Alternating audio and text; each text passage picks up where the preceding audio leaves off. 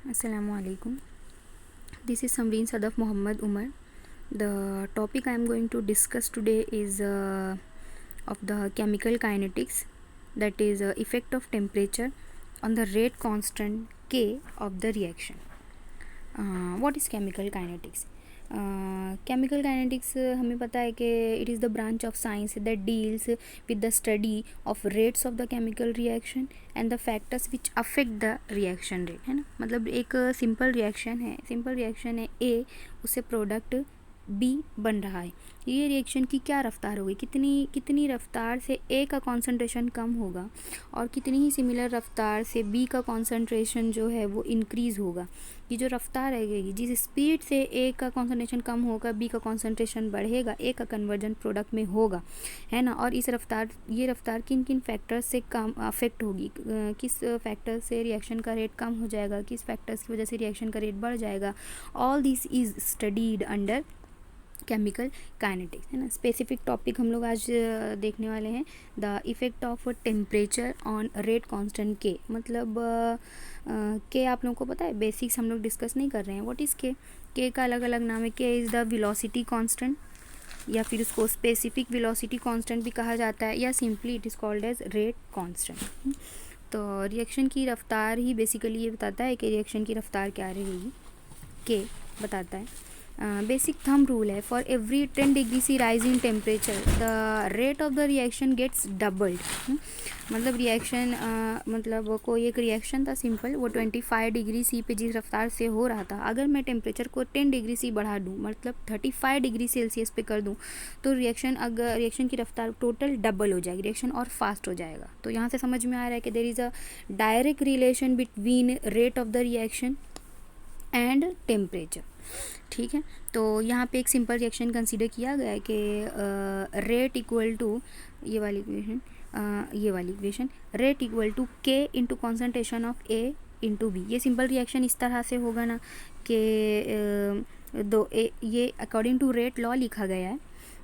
इसका simple reaction का consideration इस तरह होगा कि reactant A plus reactant B gives product, इस तरह से होगा, है ना. तो ये रिएक्शन होगा और उस पर से रेट लॉ ये लिखा गया है कि rate equal to k into product of concentration of both the reactants involve A and B, है ना. अभी क्वेश्चन अराइज होता है कि अगर इस तरह का एक रिएक्शन सिंपली अपना हो रहा है ना. अब ये जो जिस भी टेम्परेचर पर हो रहा है, अगर मैं टेम्परेचर बढ़ा दूँ keeping the concentration of both the reactants constant, तो क्या होगा. ठीक है. पहले तो बात ये ऐसी है कि टेम्परेचर बढ़ाने से concentration of the reactants change नहीं होते हैं. टेम्परेचर बढ़ाने से अगर कोई चीज़ पे फ़र्क पड़ता है तो वो होता है क्या, स्मॉल के. Temperature affects only the rate constant के. ठीक है. नेक्स्ट देखते हैं ऐसा क्यों, रीज़न देखते हैं. एक सिंपल एक एक्सपेरिमेंट किया गया वही वाले रिएक्शन के लिए, है ना. और क्या किया गया, अलग अलग टेम्परेचर पर टेम्परेचर धीरे धीरे बढ़ाया गया. जैसे कि पहले 633 डिग्री केल्विन, फिर बढ़ाया गया 666 डिग्री केल्विन, फिर बढ़ाया गया 697 डिग्री केल्विन, फिर बढ़ाया गया 715. देखो ग्रेजुअली टेम्परेचर को इंक्रीज़ किया गया और फिर फॉलो किया गया कि किस तरह से रेट ऑफ रिएक्शन अल्टर होता है, चेंज होता है, मतलब बढ़ता है या कम होता है. आप देखेंगे कि 633 डिग्री केल्विन पर जो रेट कांस्टेंट के की जो वैल्यू थी, रेट कांस्टेंट के की जो वैल्यू थी वो 0.0178 इंटू 10⁻³ थी. फिर जब टेम्परेचर बढ़ाया गया, सेकेंड वाली स्टेप देखिएगा, जब टेम्परेचर बढ़ाया गया तो रेट कांस्टेंट की वैल्यू भी बढ़ गई ना. ये देखिए एक पॉइंट सरक गया टू द लेफ्ट, 0.107 इंटू 10⁻³, है ना. उसके बाद की वैल्यू और बढ़ गई, उसके बाद की वैल्यू और बढ़ गई, और देखिए ये वैल्यू सबसे ज़्यादा बढ़ी, है ना. तो इस तरह से तो यहाँ से क्या देखा गया है कि as the temperature increases so does the value of k. Temperature और के में डायरेक्ट रिलेशन ये एक्सपेरिमेंटल व्यू से हम लोग देख सकते हैं, है ना. और ना एक इम्पॉर्टेंट चीज़ याद रखेंगे, keeping the concentration of the reactant constant. ठीक है. तो there is a direct relation between temperature and rate constant. ये टेबल बता रहा है, ये एक्सपेरिमेंटली देखा गया है इस सेकेंड ऑर्डर रिएक्शन के लिए. ठीक है. Keeping the concentration of the reactant constant, as the temperature increases the value of k also increases.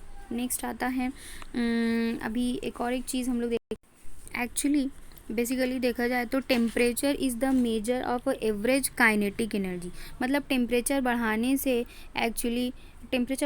Actually क्या होता है, जो पूरा सिस्टम है वो पूरे सिस्टम की टोटल काइनेटिक एनर्जी बढ़ जाती है ना।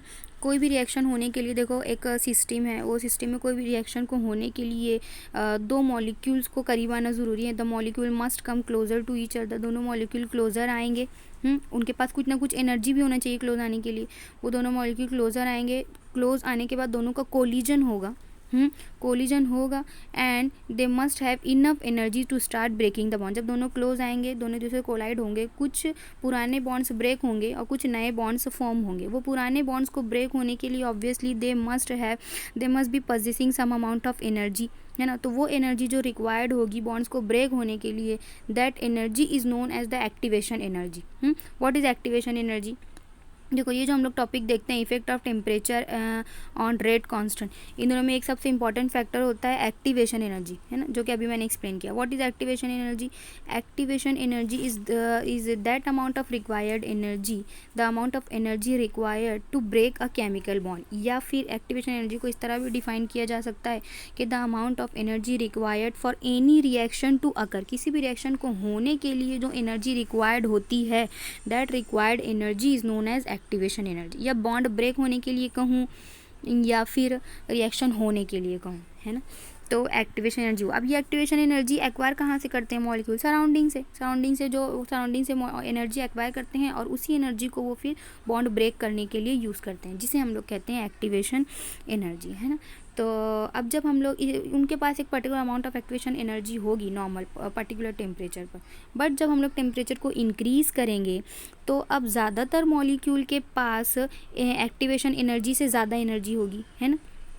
किसी भी, पहले ये चीज़ बता दूं कि कोई रिएक्शन को होने के लिए मॉलिक्यूल्स के पास एक्टिवेशन एनर्जी या उससे ज़्यादा अमाउंट ऑफ एनर्जी होनी चाहिए। अगर हम लोग टेम्परेचर बढ़ाते हैं तो अब ज़्यादा तादाद में मॉलिक्यूल्स ऐसे रहेंगे जिनके पास एक्टिवेशन एनर्जी से ज़्यादा एनर्जी होगी, इसलिए इतना ज़्यादा इसलिए रेट ऑफ द रिएक्शन जो है बढ़ जाएगा। समझ में आ रही है मेरी बात? इस तरह से अभी उसके लिए जो ये दोनों जो पैरामीटर्स हैं, टेम्परेचर का रिलेशन रेट कांस्टेंट से, है ना, इफेक्ट ऑफ टेम्परेचर या फिर temperature dependence of the rate constant. ये पूरे कॉन्सेप्ट को एक्सप्लेन करने के लिए अरेनियस एक साइंटिस्ट थे, उन्होंने एक इक्वेशन प्रपोज की। इसका प्रॉपर डेरिवेशन होता है, हम लोग सिर्फ इसका डेरिवेशन नहीं देखने वाले, सिर्फ कॉन्सेप्ट देखेंगे। उन्होंने एक इक्वेशन दी है, the equation is this one.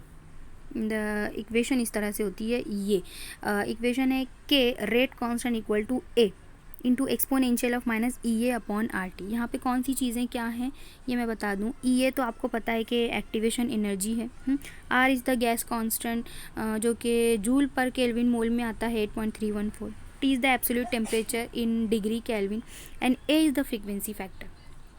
ये एक कांस्टेंट है, कांस्टेंट, ठीक है। इसी ही इक्वेशन को मैं थोड़ा सा हम लोग इम्प्रोवाइज़ करेंगे और इसको हम लोग लाएंगे equation of straight line as y equal to M x plus c के फॉर्म में। समझ में आई मेरी बात? इसी इक्वेशन को थोड़ा सा इम्प्रोवाइज़ किया है। मतलब क्या किया गया है, यहाँ से अगर एक्सपोनेंशियल हटाएंगे तो ये वाली पूरी टर्म किस में चली जाएगी, लॉन में चली जाएगी, है ना।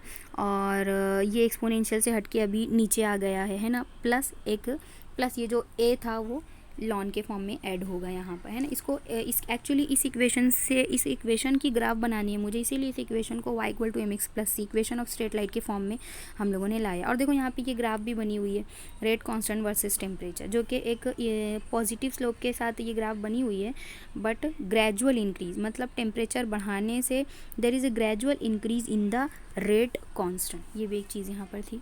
खैर, हम लोग अभी ये वाली इक्वेशन को अरेनियस इक्वेशन पे बेस्ड हम लोग ग्राफ बनाते हैं। अरेनियस मतलब कि अगर अभी देखो ये y equal to M x plus c के फॉर्म में ना, मैं यहाँ पर भी इसको लिख देती हूँ। ये इक्वेशन देखो, y equal to M x plus c के फॉर्म में, मतलब ln ऑफ k को हम लोग y एक्सिस पे प्लॉट करेंगे, ठीक है, और x एक्सिस पे 1/t प्लॉट किया जाएगा। तो मुझे एक ग्राफ मिलेगी, देखो साइन प्लस माइनस है यहाँ पे, इसका मतलब ग्राफ जो मिलेगी, जो भी लाइन मुझे मिलेगी स्ट्रेट लाइन, वो निगेटिव स्लोप के साथ मिलेगी। मतलब एक में इंक्रीमेंट हो रहा है तो उसकी वजह से दूसरे में डिक्रीमेंट हो रहा है ना। और जो स्लोप की वैल्यू रहेगी वो रहेगी इक्वेशन के accordingly minus E A upon R, and ln of A will be the intercept. ठीक है, तो अभी देखो ये ग्राफ का क्या यूज़ होगा। ग्राफ का यूज़ इस तरह से होगा कि हम लोग देखेंगे कि अलग अलग टेम्परेचर पे 1/T लिया है, रेट कांस्टेंट की वैल्यू किस तरह से चेंज होगी, है ना। इसको लॉन के फॉर्म में लिया गया है। ठीक है, तो ये ग्राफ इस तरह से बनाएगी, and this will be the intercept, है ना। इंटरसेप्ट क्या आ रहा है, ln of A frequency factor जो कि कांस्टेंट है, और अगर इसकी हम लोग स्लोप लेंगे then slope will be equal to क्या, minus E A upon R T. So this is how you calculate the rate constant of a simple reaction at different temperature. Or you can see the effect of temperature, effect of increase or decrease of temperature on rate constant of the reaction. Thank you.